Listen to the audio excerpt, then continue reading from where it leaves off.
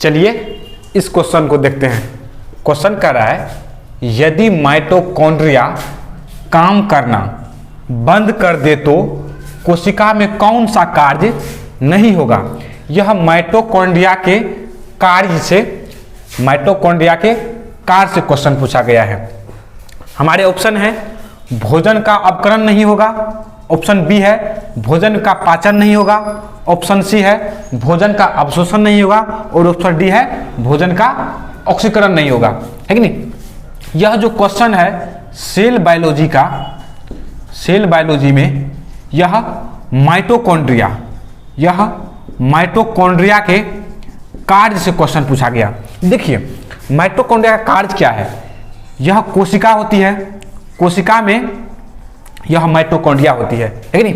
देखिए जो भी भोजन हमारे अंदर पहुंचता है, भोजन यानी ग्लूकोज C6H12O6 यह भोजन है, और जो भी ऑक्सीजन है हमारे शरीर में भोजन और ऑक्सीजन अंतिम रूप से कोशिका में ही पहुंचता है, और यहाँ पे रिएक्शन होती है, यहाँ पे अभिक्रिया होती है।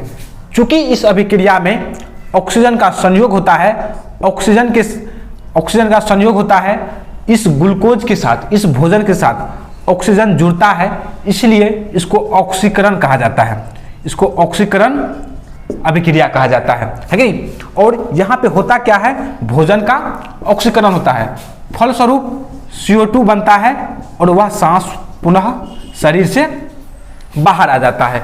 तो बिल्कुल अगर माइटोकॉन्ड्रिया कार्य करना बंद कर दे तो भोजन का ऑक्सीकरण नहीं हो पाएगा, क्योंकि भोजन का ऑक्सीकरण होता कहाँ पे है, कोशिका में ही होता है, और कोशिका के भाग माइटोकॉन्ड्रिया में होता है।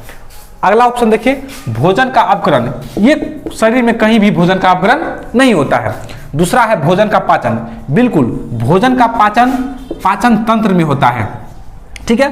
भोजन का अवशोषण, जब भोजन पच जाता है तो उसके बाद अवशोषण क्रिया होती है और उसके बाद ऑक्सीकरण क्रिया, तो ये क्रिया है कि नहीं एक दूसरे के बाद होती है, पहले पाचन उसके बाद अवशोषण तब ऑक्सीकरण। तो बिल्कुल राइट ऑप्शन हो जाएगा हमारा डी, है कि नहीं। आपको कमेंट करके बताना है कि कोशिका का पावर हाउस और कोशिका का आत्महत्या की थैली किस कोशिका के किस अंग को कहा जाता है। बहुत बहुत धन्यवाद। जय हिंद।